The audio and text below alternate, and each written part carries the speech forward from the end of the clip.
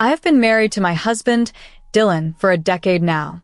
We first met in our early 45s at a local art gallery, bonding instantly over our shared appreciation for a specific painting. That serendipitous encounter led to a first date, and swiftly, to a deep connection that felt as if we had known each other forever. I grew up as the eldest of 3 siblings in a family where finances were tight but adequate, celebrating with something as simple as fast food on birthdays. My father instilled in us the value of hard work early on, driving me to excel academically and graduate college debt-free thanks to my side gigs in modeling. Dylan's upbringing was starkly different, coming from a well-off family where financial worries were unfamiliar. His father's high-paying job and influential position ensured that Dylan had a privileged education and a smooth start to his career through a coveted internship. Despite our different backgrounds, our mutual passions for art and music drew us closer, laying the foundation for our love. Dylan had a daughter, Ellie, from his previous marriage to Sophia, his college sweetheart. Their marriage lasted only 4 years and ended after Dylan discovered Sophia's affair with his best friend. Understandably, Ellie, who was 15 when I met her, was cold towards me. She seemed to blame me for her parents' separation despite the timing of their divorce long before our relationship began. I empathized with her struggle and gave her space, hoping she would eventually accept our family dynamics.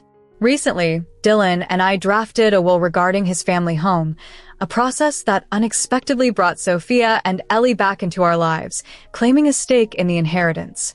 The revelation in court, however, was shocking as we uncovered deceitful maneuvers from Sophia aimed at undermining our rightful claims. This situation not only tested our resolve, but also brought to light the complexities of blending families and handling past relationships with grace and fortitude. On the same day, Dylan faced the heart-wrenching reality of losing 2 crucial figures in his life, which was exacerbated by the betrayal of his wife, Sophia. The discovery of her infidelity left him devastated, prompting him to make the tough decision to file for divorce. The divorce proceedings that followed were fraught with tension, primarily centered around the ownership of their house, which Sophia insisted on keeping, despite it rightfully belonging to Dylan. The conflict didn't stop at the property dispute, but escalated to a bitter custody battle over their daughter, Ellie. Although Sophia's actions during their marriage weighed against her, the court decided not to grant her the house, but did ensure that Ellie maintained a relationship with both parents by awarding shared custody. Over the years, Sophia's resentment over losing the house grew, and she began to manipulate Ellie's feelings against Dylan. Despite this, Dylan chose to protect Ellie from the harsh truths of their past, never revealing the details of Sophia's betrayal. When Dylan and I began dating, he was open about his past, which I deeply appreciated. He once arranged a trip to Africa with Ellie and me, hoping it would strengthen our bond. However, the trip didn't go as planned. Ellie often seemed annoyed with me, and her displeasure was palpable, especially if I got too close to Dylan. Despite Dylan's efforts to address her behavior, Ellie's cold demeanor made it clear she wasn't ready to welcome me. Despite the complexities with his ex-wife and daughter, our love for each other was resilient, and I was committed to facing these challenges together. After a heartfelt romance, we married in a small ceremony attended by close friends and family. Unfortunately, Sophia and Ellie chose not to attend. Our life together started wonderfully. We traveled extensively while pursuing our careers passionately.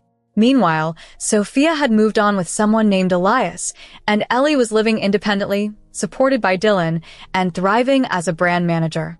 For years into our marriage, we were thrilled to welcome our son, although the pregnancy was challenging, particularly when Ellie visited, adding to the emotional strain. Despite the hurdles, we remained optimistic about our future, cherishing our growing family and the life we were building together.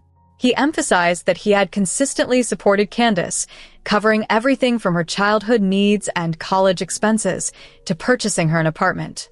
He explained to her that while he intended to ensure her financial security in the future, he planned to leave the family property to our son. This decision seemed to greatly upset her, and subsequently, Sophia sent me an inflammatory text message, hurling insults at me. I showed the message to Dylan, who advised me to stop communicating with her and to block her immediately. The next day, Candace arrived at our home, visibly distressed. Anticipating a discussion about the will, and wanting to avoid any confrontation in front of our son, I arranged for my parents to pick him up. With only the three of us remaining, Candace made it clear that she believed the property should be hers as Dylan's firstborn. Despite feeling annoyed, I remained quiet and allowed Dylan to manage the situation. He reiterated his consistent support for her over the years and mentioned that while he was leaving her his savings, he had an obligation to support our son and me, his current family. The family property, he explained, was a means to secure our future well-being. Candace then turned her attention to me, demanding that I do the right thing. I calmly supported my husband's decision, which further angered her. She raised her voice, threatening legal action. Wanting to de-escalate the situation, I asked her to leave us in peace. Weeks later, I received a legal notice from Candace and Sophia, suing over the property and alleging that I had married Dylan for his wealth and manipulated him into disinheriting them. After consulting with our lawyer, we were reassured that they had little legal basis for their claims. Despite this, we prepared to address the situation legally. Such a critical secret hidden for so long. As the court date drew near, the stress within our home was palpable, especially given my deep concern about shielding our son from the turmoil caused by the ongoing family feud. As the legal proceedings began, Sophia's attorney aggressively argued that Dylan should focus primarily on his daughter, Candace, above everything else. They pushed for a comprehensive trial to decide who truly owned the disputed property. Since we resided in Colorado, the legal framework mandated a jury trial, further complicating the situation. The anticipation of the upcoming trial left both Dylan and me feeling incredibly anxious, not helped by the underhanded tactics employed by Sophia's lawyer, who dredged up aspects of our past to build their case. Our lawyer was giving it his all, yet the pressure was unyielding. Amidst this, we received an unforeseen call from Elias, urging a meeting at our house. Despite Dylan's reluctance due to Elias's previous betrayal, his secret affair with Sophia, I persuaded Dylan to meet with him, hoping it might hasten a resolution. When Elias arrived, we braced ourselves for another attempt by the opposing side to weaken our position. To our astonishment, Elias had come with a different purpose. He needed to confess something significant, something that would shake Dylan to his core. As Elias unfolded the details of his long-standing secret relationship with Sophia, even predating her pregnancy, the room felt heavy with tension. Elias disclosed that Sophia had admitted the child might be his, not Dylan's. Despite her suspicions, she chose to stay married to Dylan, seeing him as a more stable provider. Elias had implored her to come clean to Dylan about the real paternity of the child, but she had steadfastly refused. Hearing this revelation left us all in shock, struggling to grasp the magnitude of Sophia's deception. As we processed this new information, the complexity of our legal and personal challenges seemed to deepen, leaving us to navigate a thicket of emotional and legal entanglements as we faced the impending trial. This tale involves a long-hidden secret that profoundly shocked Dylan and created turmoil in our family. For years, she had fought fiercely over property rights while keeping a monumental secret, leaving Dylan astounded by her ability to maintain such a facade. Elias, who had remained quiet all this time, believed that his silence was justified by his genuine love for her. However, the pain the family endured during the ongoing court battle made him reconsider. Overcome with guilt, he tearfully begged Dylan for forgiveness.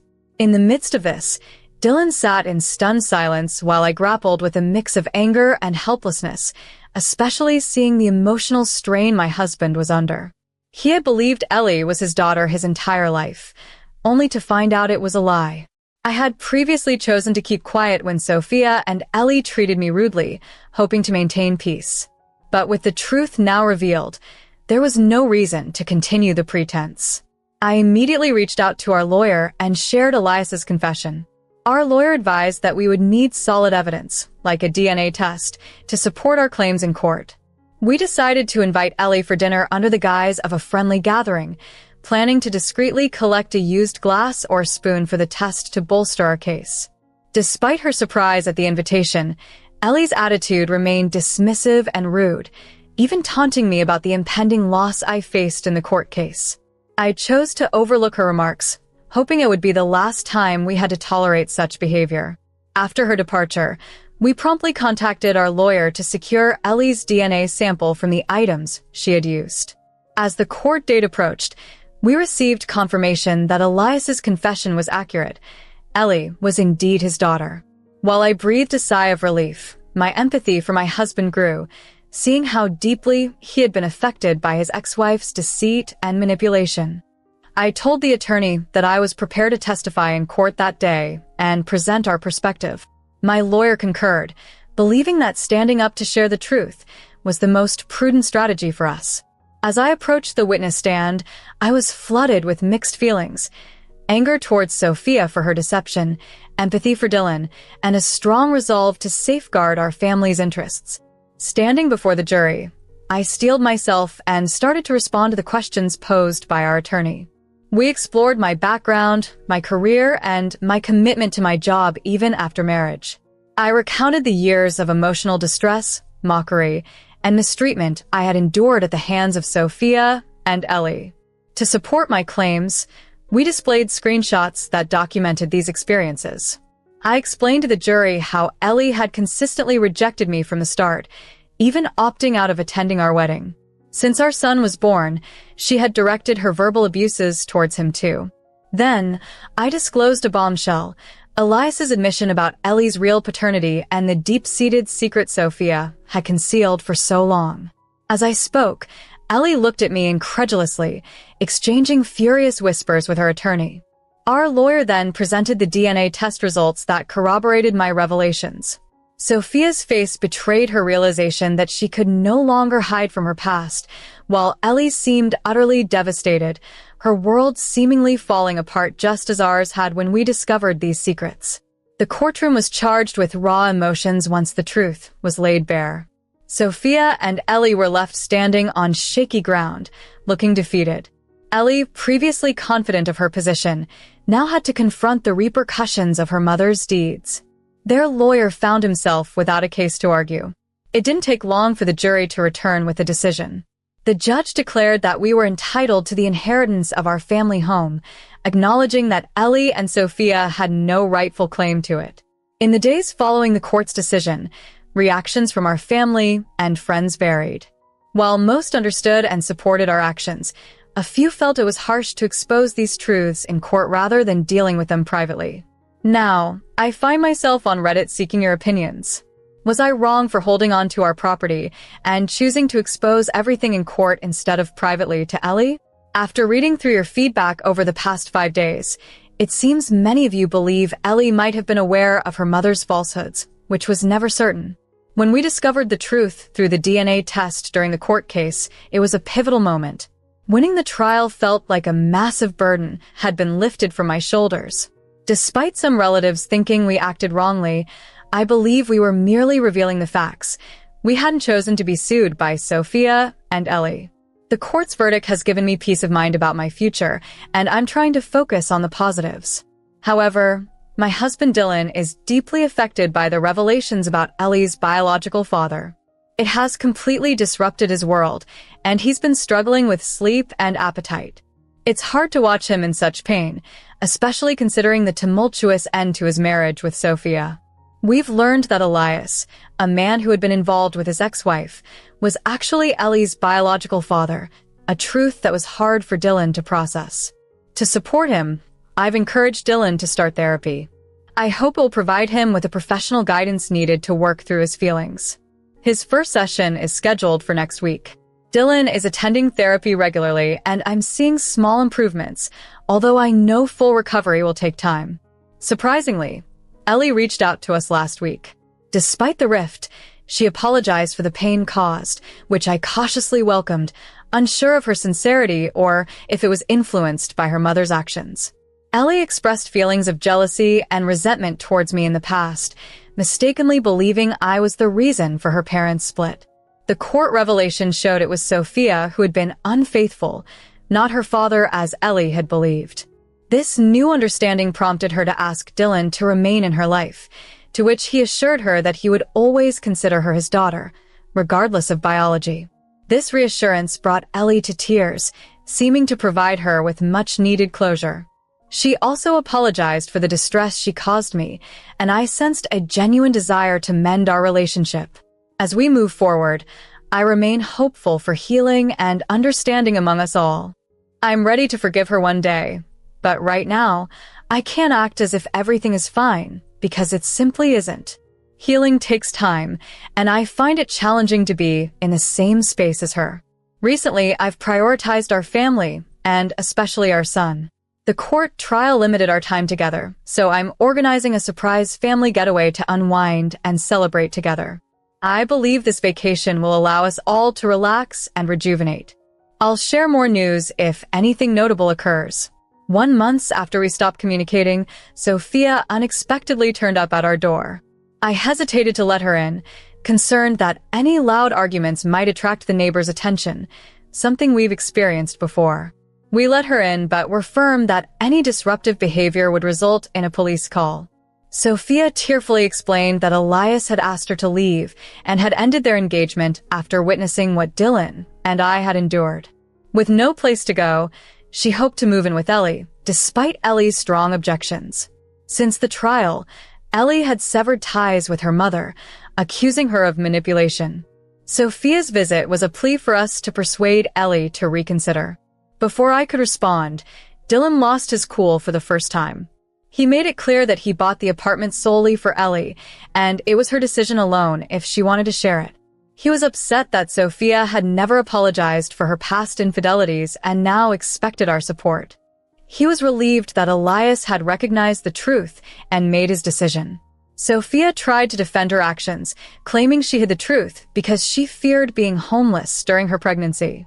I couldn't bear her justifications any longer and asked her to leave, feeling we had given her enough opportunity to explain. After she left, Dylan contacted Ellie to alert her about Sophia possibly pressuring her to allow a stay in the apartment. He stressed that if Sophia moved in, it might be difficult to ask her to leave. Ellie reassured him that she planned to change the locks and had already told her mother she was not welcome. Amidst all this drama, Dylan and I have discussed selling our family home and moving to another state to find peace. For the sake of our son and our marriage, we are seriously considering this significant change. Dylan has made a difficult choice, one that he's slowly coming to terms with, especially after Sophia's unexpected visit made it clear that we need some space from her. Given the unpredictability of her actions and whether she'll ever truly leave us alone, relocating from this city seems like the most sensible option. Fortunately, Dylan can work from anywhere, and I'm willing to seek new job opportunities if it helps us find peace and happiness away from negative influences. We're planning to put our family home on the market next month, and by the year's end, we hope to be settling down somewhere new. It's time for us to close this tumultuous chapter of our lives and start anew.